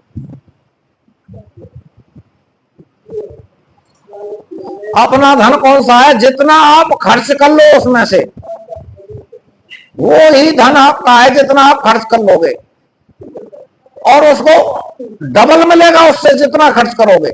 ये भी पक्की, अब ये कह रहा है ना यक्षराज कुबेर प्राणियों को उनके पुण्य के अनुरूप ही धन देना, जैसा कर्म करे जैसा पुण्य करे उसी तरह से देना। वो जो रो रो के लड़ लड़ के जबरदस्ती कर करके न चाहते हुए देता है उसको कुछ मत देना, उसका मन ही नहीं है दान करने का धन। तो उनको उसी के कर्म के अनुसार उनको धन देना। और उत्तम बुद्धि वाले पुरुष को संपत्ति के साथ ज्ञान प्रदान करना। भगवान शिव कुबेर से कह रहे हैं तो उत्तम बुद्धि, अच्छी बुद्धि वाले के लिए धन के साथ साथ में ज्ञान भी देना। उसको ज्ञान होना चाहिए कि इस काम को करने से हमको क्या प्रॉफिट होगा। ईश्वर असाधु पुरुषों को निग्रह कर देते, जो जिनकी धर्म में आस्था नहीं है, जिनको धर्म में विश्वास नहीं है, धर्म करने से कुछ होता है। कहते कि ये फंड लगा रखे हैं, कहाँ है भगवान, कहाँ है किसको, ये सब बामणों ने बना रखा है। तो कहते हैं कि अज्ञान से ईश्वर असाधु यानी जो आस्था नहीं रखता है, असाधु यानी जिसकी श्रद्धा नहीं है, भावना नहीं है, असाधु पुरुषों का निग्रह यानी उस वजह से छीन लेना, जो आस्था नहीं है जिनकी उनसे छीन लेना, ये भी लिखा है। शेष शिव की आज्ञा से अपने मस्तक पर पृथ्वी को धारण करते हैं और शेष को श्री हरि की तामसी रौद्र मूर्ति कहा गया है। यानी शेष भगवान शेष सैया पर जो सोए हुए विष्णु, उनको तामसी रौद्र मूर्ति कहा गया है शिव की। जो जगत का प्रलयन करने वाली है ब्रह्मा जी,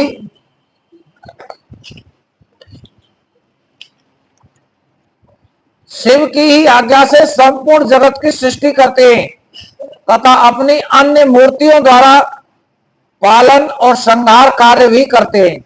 भगवान विष्णु अपनी त्रिविध मूर्तियों द्वारा विश्व का पालन, सृजन और संहार करते हैं। विश्वात्मा भगवान हर भी तीन रूप से विभक्त होकर संपूर्ण जगत का संहार, सृष्टि और रक्षा करते हैं। काल सबको उत्पन्न करता है, वही प्रजा की सृष्टि करता है तथा वही विश्व का पालन करता है। काल के द्वारा ही सृष्टि होती है और काल के द्वारा ही विनाश होता है। यह सब वह महाकाल की आज्ञा से प्रेरित होकर ही करता है। भगवान सूर्य उन्हीं की आज्ञा से अपने तीन अंशों द्वारा जगत का पालन करते हैं। अब देखो, सूर्य भगवान भी इस सृष्टि का पालन करते हैं। किस प्रकार? अगर सूर्य न हो तो कुछ चीज पैदा हो जाएगी? सब बीज मर जाएंगे, उगेंगे ही नहीं बिना सूर्य के।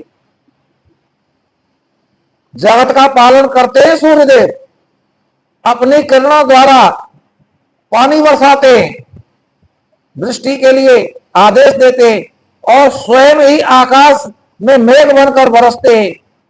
चंद्रभूषण शिव का शासन मान करके, इतना कठोर शासन है शिव का कि जिसको सूर्य भी नहीं नाट सकता है, कोई भी नहीं नाट सकता है। चंद्रमा का कार्य क्या है? चंद्रमा का कार्य क्या है? चंद्रमा क्या देता है हमारे लिए? है? यानी डॉक्टर है चंद्रमा। चंद्रभूषण शिव का शासन, चंद्रमा जो है औषधियों का पोषक है। माने जितनी भी दवाई बनती है, जितनी भी औषधि है, वो चंद्रमा से ही मिलती है। चंद्रमा नहीं हो तो कोई भी दवाई नहीं बनेगी, कोई भी दवाई बनाना ही मुश्किल है। औषधियों का मालिक चंद्रमा है और प्राणियों को आह्लादित करते हैं चंद्रदेव, औषधियों के द्वारा स्वस्थ करते हैं। साथ ही देवताओं को अपनी अमृतमयी कलाओं का पान कराते हैं और चंद्रमा के अंदर अमृत तो है।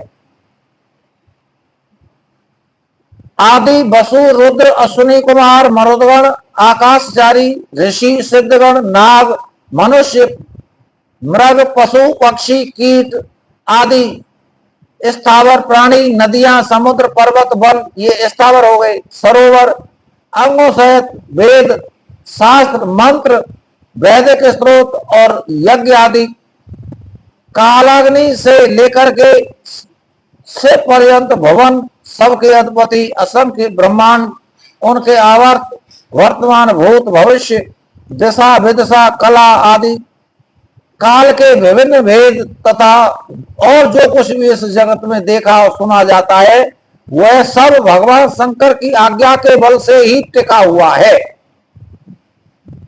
उनकी आज्ञा के ही बल से यहाँ पृथ्वी पर्वत मेघ समुद्र नक्षत्र गण इत्यादि देवता स्थावर जंगम जड़ चेतन सबकी स्थिति अगर शिव है तो ही है, और शिव ना होते तो कुछ भी नहीं होता। बोल शंकर भगवान की जय। नमः शिवाय शिव नमः शिवाय हरे हरे भोले नमः शिवाय नमः शिवाय।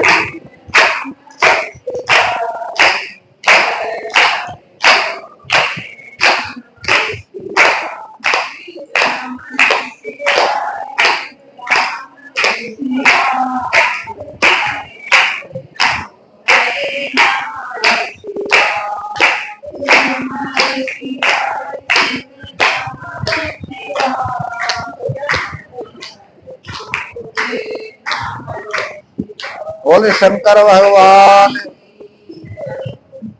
एक सूचना देनी है, आप सभी आ चुके हैं।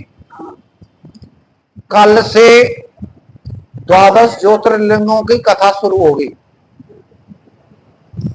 कल से 12 ज्योतिर्लिंग आज ही शुरू करनी थी हमको, परंतु सूचना देना हमारा काम था कि जिसने आज तक जिसकी कथा मिस हो गई हो, जिसने न सुनी हो पूरी शिव पुराण, तो कल से हम 12 ज्योतिर्लिंगों की कथा शुरू करेंगे। और जिसको पूरी शिव पुराण का फल प्राप्त करना हो तो कल से 12 ज्योतिर्लिंगों की कथा को मिस न करें। ये 8 तारीख तक चलेगी।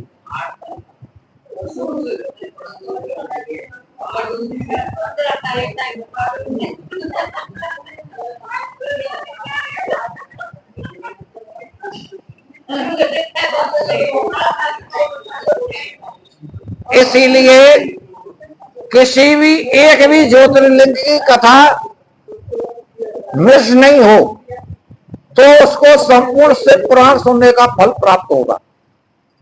और जिसने एक भी ज्योतिर्लिंग की कथा मिस कर दी तो उसका फल कम हो जाएगा। है?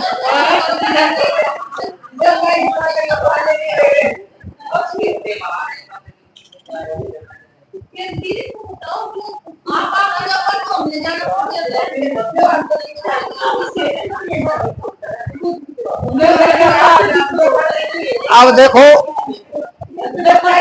हमारा काम था बताना, हमारा काम, और अपने आस पड़ोस वालों को भी कह देना जो आना चाहते हैं, जो नहीं आए हैं उनको भी बता दो भाई 2-3 दिन जो है नियम से आ जाओ, तुमको पूरी कथा के फल की प्राप्ति हो जाएगी।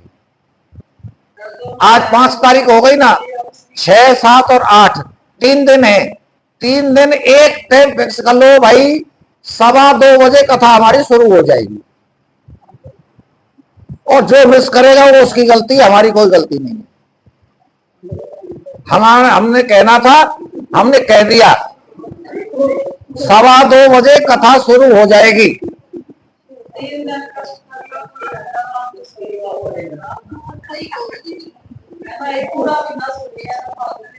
जिसने मिस कर दिया, कोई कहीं चला गया, बीच में कोई कहीं चला गया, तो उन सबको उस कथा का सुनने का फल प्राप्त हो जाए, इसीलिए हम कह रहे हैं आपसे।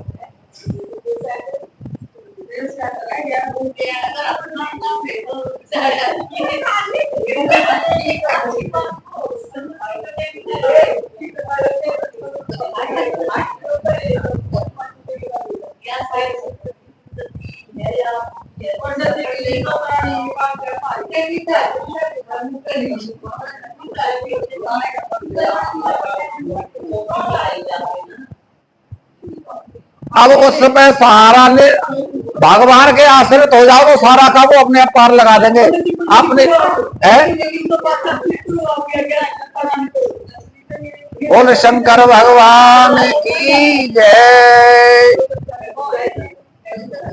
अरे तेरा राम जी करेंगे बेड़ा पार, ओ दासी मन काहे को करे। तेरा राम जी करेंगे बेड़ा पार, ओ दासी मन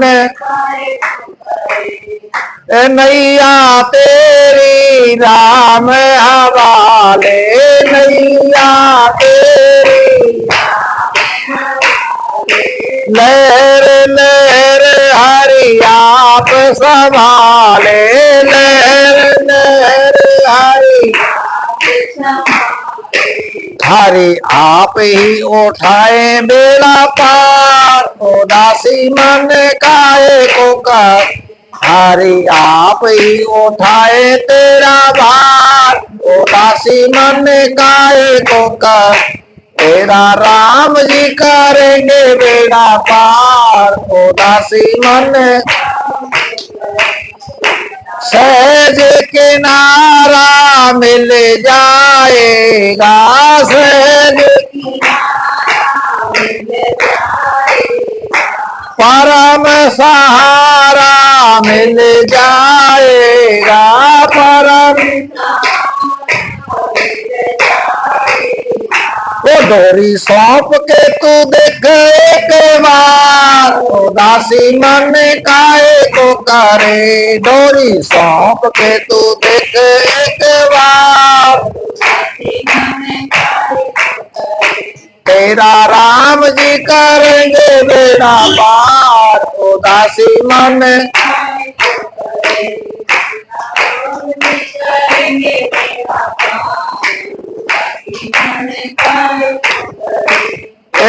काबू में मझधार उसी के काबू में हाथों में पतवार उसी के हाथों में। ओ तेरी हार भी नहीं है उदास, उदासी मन काहे। तेरी हार भी नहीं है तेरी उदास, उदासी मन काहे को कर। तेरा राम जी करेंगे बेड़ा पार, उदासी मन। तेरा राम जी करेंगे बेड़ा पार, उदासी है तो मेरे दोषी, तुझ क्यों डरता। तो मेरे दोषी पग पग पर साथी, ईश्वर का पग पग पर साथी। ओ जरा भाव से कीजिए पुकार, उदासी मन काहे को कर। जरा भाव से कीजिए पुकार, उदासी मन। तेरा राम जी करेंगे बेड़ा पार, उदासी मन काहे को कर। तेरा राम जी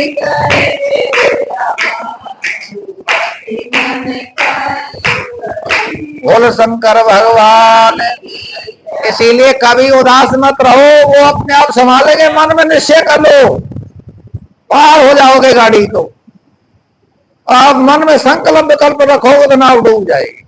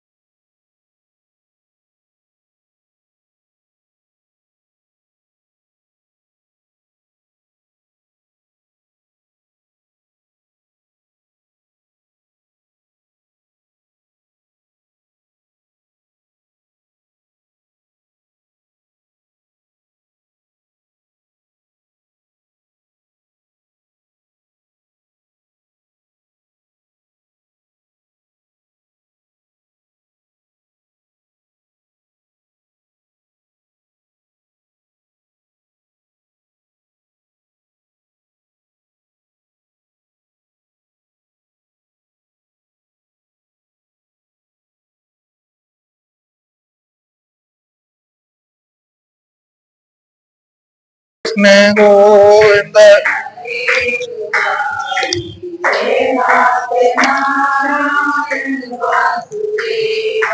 तुम्ही हो माता पिता, तुम्ही हो माता,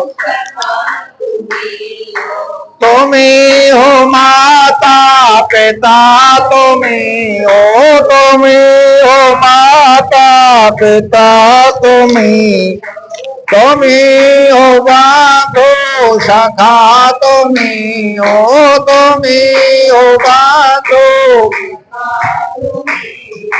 श्री कृष्ण गोविंद हरे मुरारी, हे नाथ नारायण वासुदेवा।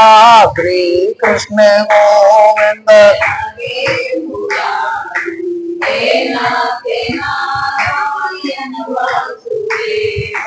बोले वृंदावन बिहारी लाल। धर्मराज युधिष्ठिर बोले कि हे भगवान, अब आप मुझे श्रावण मास के शुक्ल पक्ष की एकादशी की कथा सुनाइए। इस एकादशी का नाम तथा इसकी विधि क्या है, सो सब मेरे से कहिए। तो मधुसूदन बोले कि हे राजन, अब आप शांति पूर्वक श्रावण मास के शुक्ल पक्ष की एकादशी की कथा सुनिए। इस एकादशी के श्रवण मात्र से ही वाजपेयी यज्ञ का फल प्राप्त होता है। वाजपेयी यज्ञ किसको कहते हैं?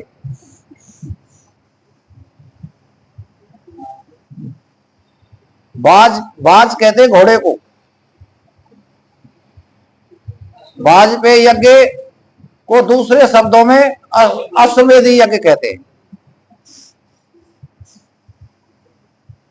द्वापर युग के आरंभ में मैस्मती नाम की नगरी में महाजित नाम का एक राजा पुत्रहीन था।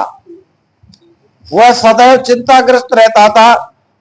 उसे वह राज्य अत्यंत दुखदायी प्रतीत होता था, क्योंकि पुत्र के बिना इस लोक में और परलोक दोनों में सुख नहीं है।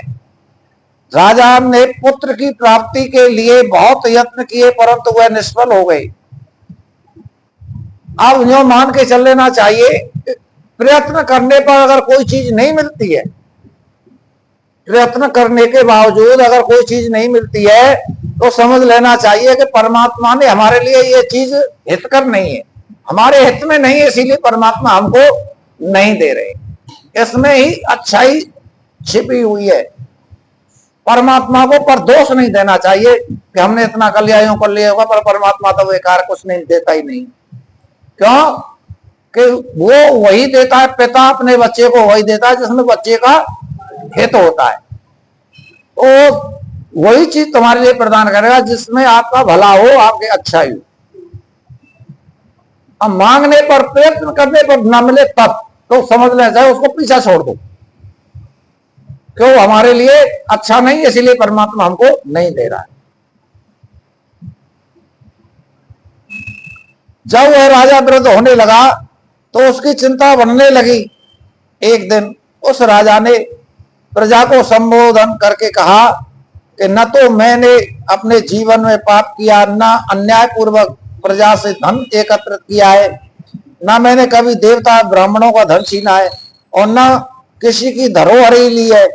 मैंने प्रजा को सदैव पुत्र की तरह पाला है। मैंने अपराधियों को पुत्र और बांधव की तरह दंड दिए हैं।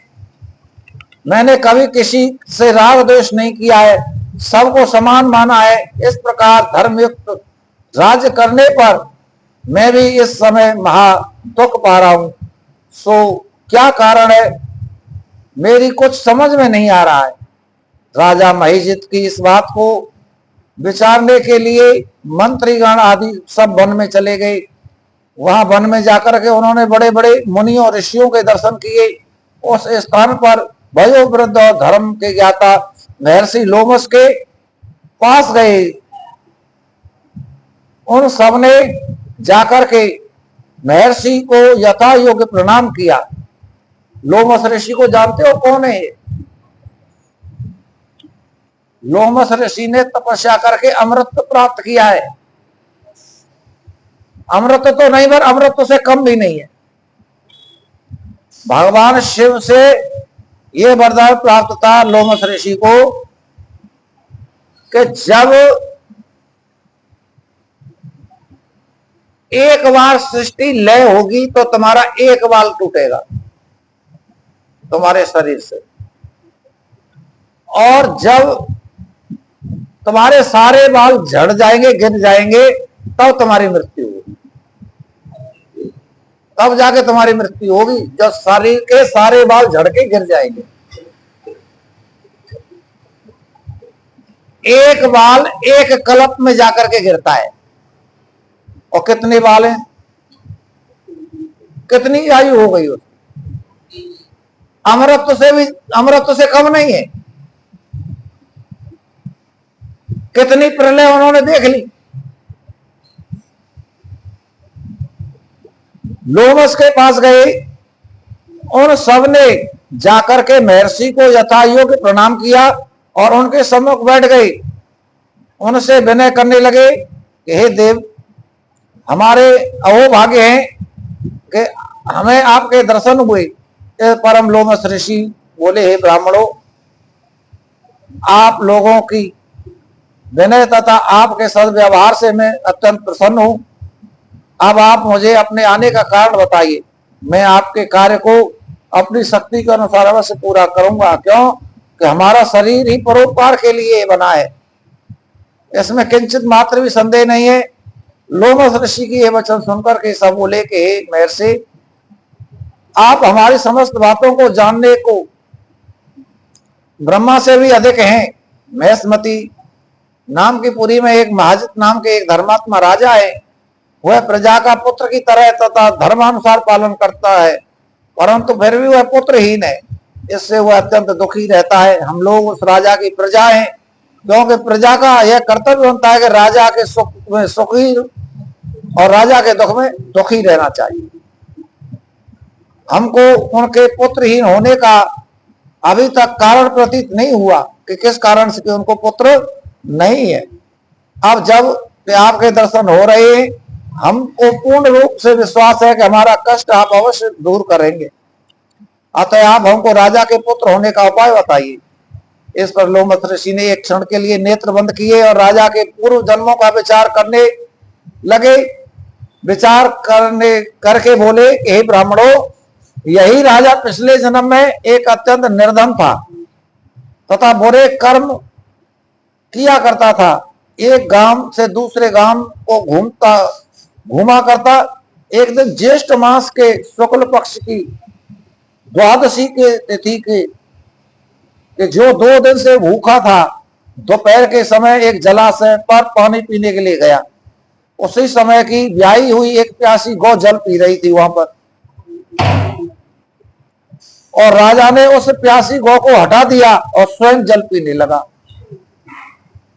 हे ब्राह्मणों, इसलिए राजा को यह दुख भोगना पड़ रहा है।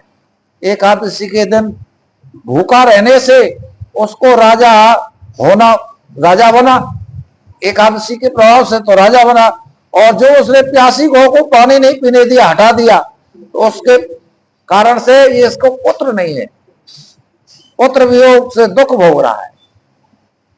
इस पर सब लोग बोले, हे महर्षि, शास्त्रों में ऐसा लिखा है कि पुण्य से पाप नष्ट हो जाते हैं, इसीलिए कृपा करके आप राजा के पूर्व जन्म के पाप नष्ट होने का उपाय बताइए, क्योंकि इस पाप के क्षय होने के लिए पुत्र रत्न की उत्पत्ति होगी। हे ब्राह्मणों, कैसे वचन सुनकर के लोमस ऋषि बोले कि हे ब्राह्मणों, यदि श्रावण मास की शुक्ल पक्ष की पुत्रदा एकादशी को तुम सब लोग प्रजा सहित व्रत करो और रात्रि को जागरण करो और उस व्रत का फल राजा के लिए प्रदान कर दो, तो तुम्हारे राजा को पुत्र हो जाएगा। मंत्रियों के साथ समस्त राज प्रजा महर्षि लोमस ऋषि के वाक्यों को सुनकर प्रसन्नता पूर्वक अपने नगर को वापस आई। उन सब लोगों ने श्रावण मास के शुक्ल पक्ष की पुत्रदा एकादशी को लोमस ऋषि के आज्ञानुसार विधि विधान के पूर्वक व्रत किया और द्वादशी को उसका फल राजा को दे दिया। उस पुण्य के प्रभाव से रानी ने गर्भ धारण किया और 9 महीने के पश्चात उनके एक अत्यंत तेजस्वी पुत्र उत्पन्न हुआ। हे राजन, इसीलिए इस एकादशी का नाम पुत्रदा पड़ा। जो मनुष्य पुत्र रत्न को प्राप्त करना चाहते हैं, उन्हें इस एकादशी का व्रत विधि पूर्वक करना चाहिए। इस व्रत के प्रभाव से सब लोकों में सुख और परलोक में स्वर्ग की प्राप्ति होती है। बोल एकादशी महात्म की जय। श्री कृष्ण गोविंद हरे मुरारी, हे नाथ नारायण वासुदेवा। श्री कृष्ण गोविंद हरे मुरारी, हे नाथ नारायण वा।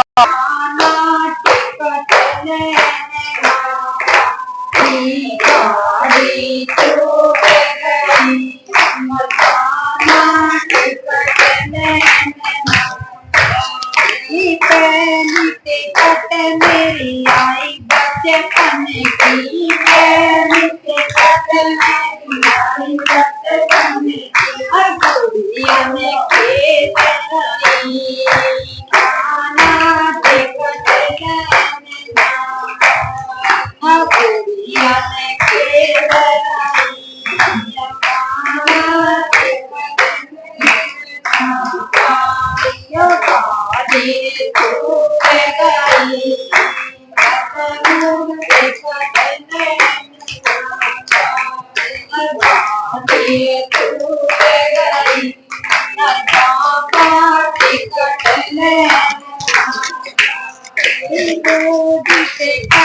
मेरी आई जवानी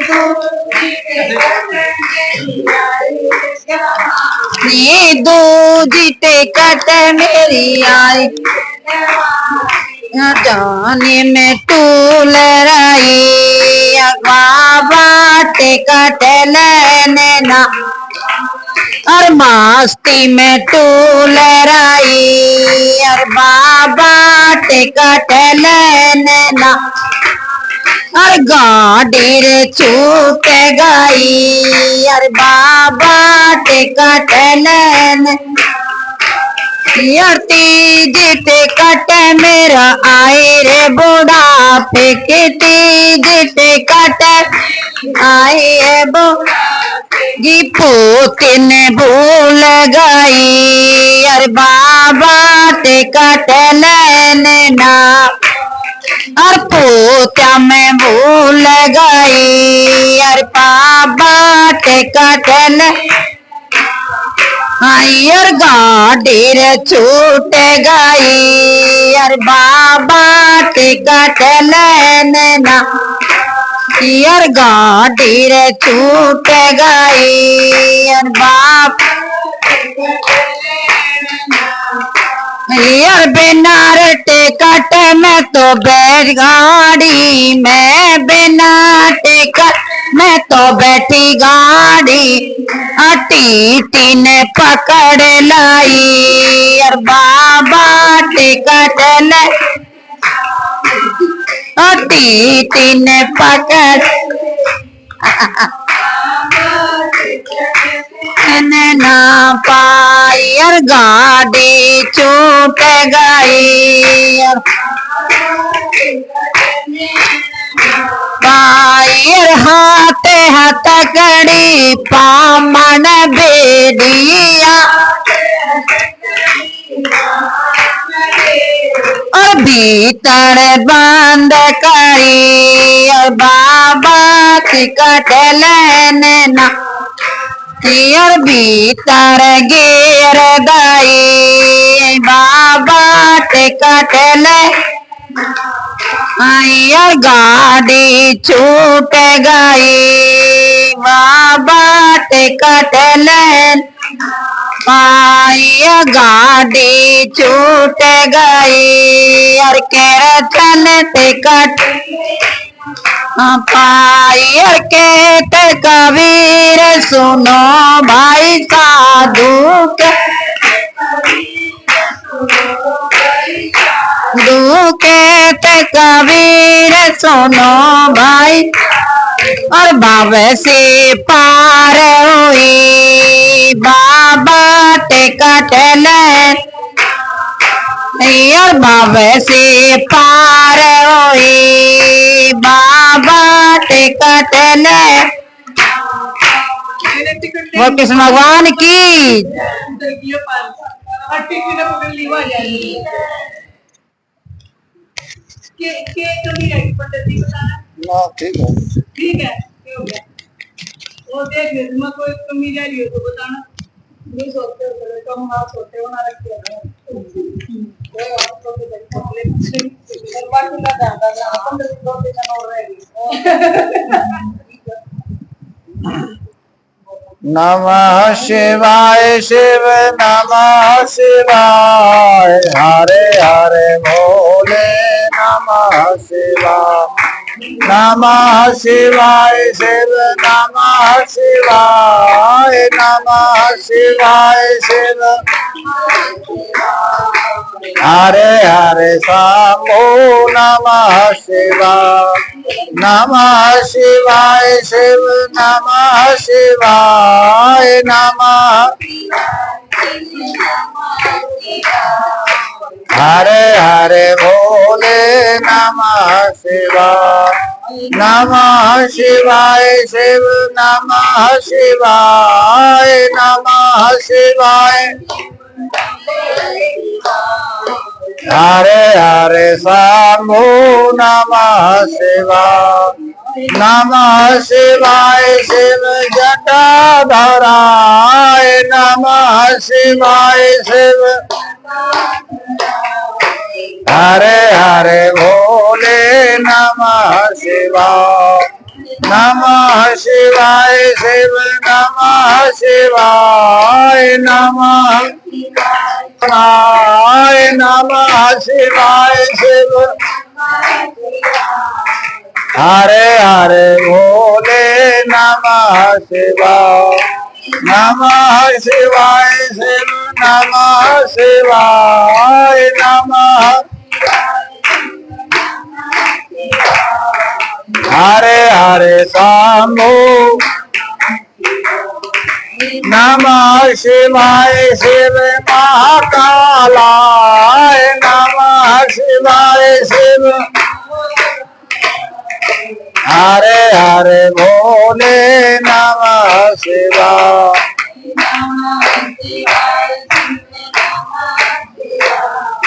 नमः शिवाय शिव नमः शिवाय हरे हरे भोले हरे हरे भोले नमः शिवाय नमः शिवाय शिव केदारेश्वराय नमः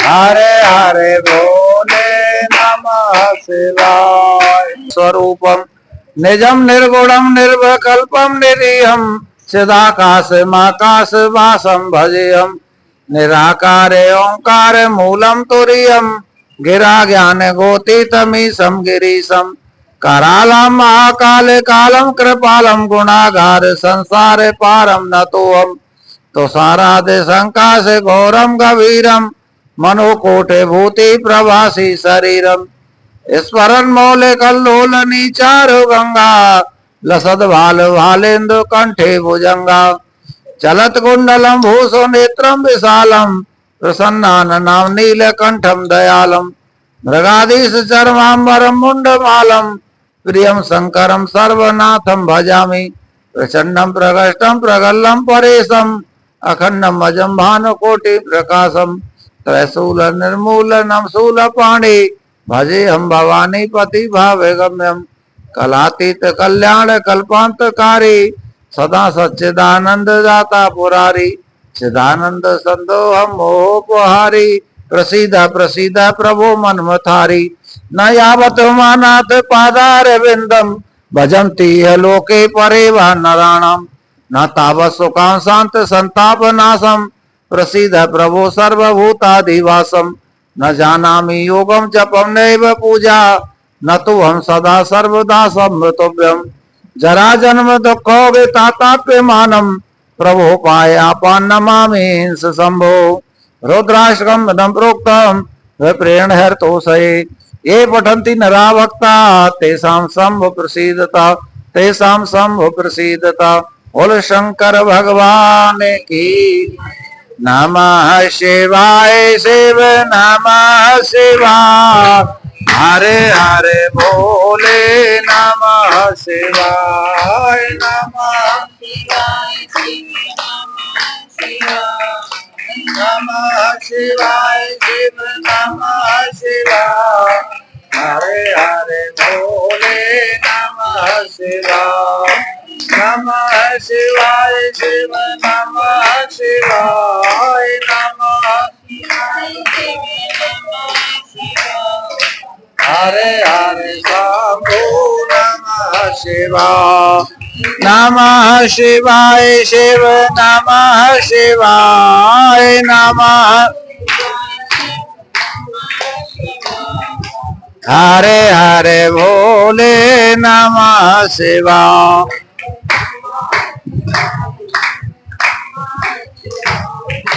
नमः शिवाय शिव नमः शिवाय नमः शिवाय शिव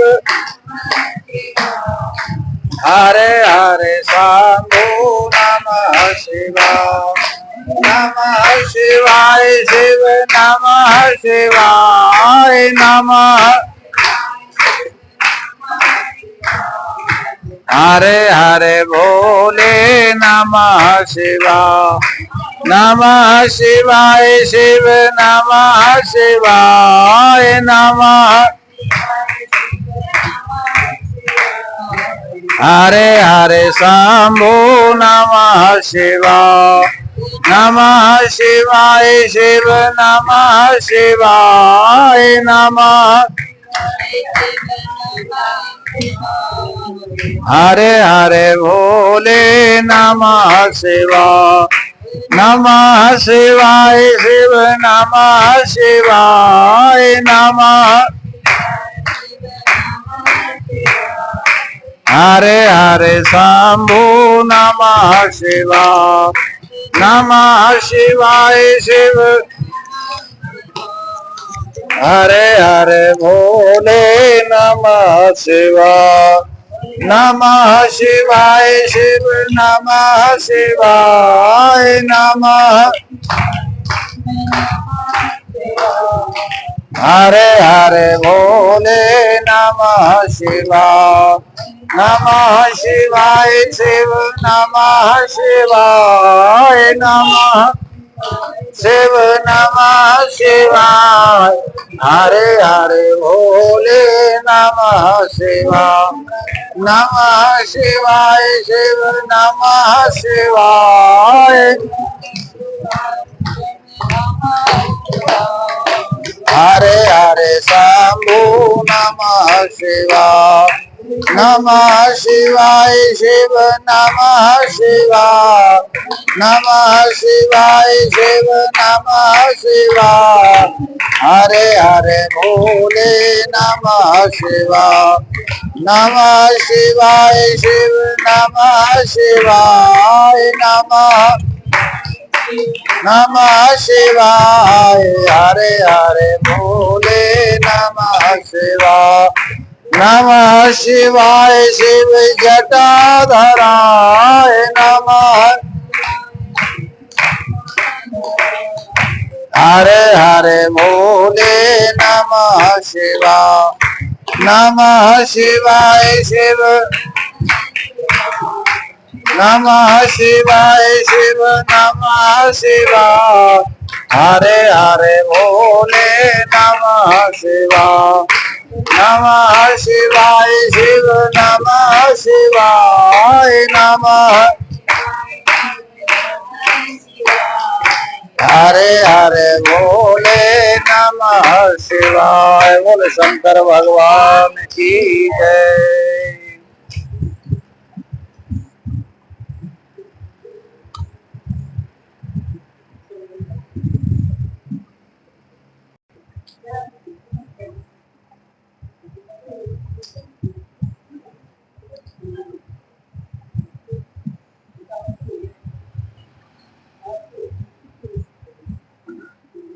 बोले शंकर भगवान की जय। ओम जय शिवे ओंकारा बोले हरे शिवे ओंकारा ब्रह्मा विष्णु सदा भोले भोलेनाथ महादेव हरे दांगे धारा ओम हरे हरे हरे महादेव एकानन चतुरानन पंचानन राज भोले पंचानन राजे हंसावन गरुड़ा हंसावन गरुड़ा भगवान साजे ओम हरे हरे हरे महादेव भुज चार चतुर दस भुज में सोए भोले तीनों रूप में रखे शंकर जी का रूप में रखे त्रिभुवन जन मोहे ओम हरे हरे हरे महादेव अक्षय माला वन माला मुंडे माला भोले मुंडे माला जान मन मद जान मन मस्तक सोई भोले सोमारी ओम हरे हरे हरे महादेव श्वेतांबर पीतांबर नागांबर आंगे भोले बांगांबर आंगे धनकादिक ब्रह्मादि धनकादिक ब्रह्मादि भूतादिक ब्रह्मे ओम हरे हरे हरे महादेव कमंडल जागृत सुंदर जगे करता जगे हरे सुख करता दुख हरे जगे पालन करता ओम हरे हरे हरे महादेव सदा जानते अविवेका भोले जानते अविवेका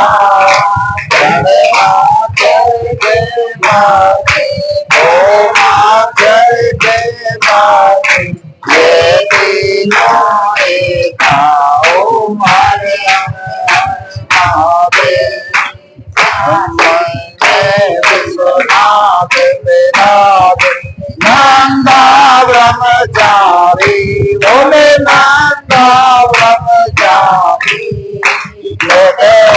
भोग नामे भोले जी के दर्शन पाए माते भारी ओम हरे हरे हरे महादेव गरुड़ शिव जी की आरती जो कोई करेगा भोले प्रेम सहित नारे शिवानंद स्वामी भजत हरि हरे मनवांचित फल पावे ओम हरे हरे हरे महादेव लक्ष्मी बरसावित्री पार्वती संगे भोले पार्वती संगे हरे धांगने मोरांगी हरे धांगने मोरांगी सिर सोहे गांगे ओम हरे हरे हरे महादेव ओंकारा भोले हरे शिव भोले पार्वती का प्यारा भोले हर गोपाल भोले भागे कपाल के भोले गोरे भागे भोले भोले हर गोपाल भोले हर गोपाल पूरा खाए धतूरा खाके जहर का पिए प्याला। ओम हर हर हर महादेव। बोल शंकर भगवान की जय। धर्म की त्वमेव माता च पिता त्वमेव त्वमेव बंधु च सखा त्वमेव विद्या द्रविणं त्वमेव सर्वं मम देव देव। कर्पूरे गौरं करुणावतारं संसार सारं भुजगेन्द्रहारं सदा वसन्तं हृदयारविन्दे भवं भवानी सहितं नमामि भवं भवानी सहितं नमामि। बोल शंकर भगवान धर्म की अधर्म का प्राणियों में विश्व का गौ माता की और वीर बजरंगी हर हर महादेव। जय कराए।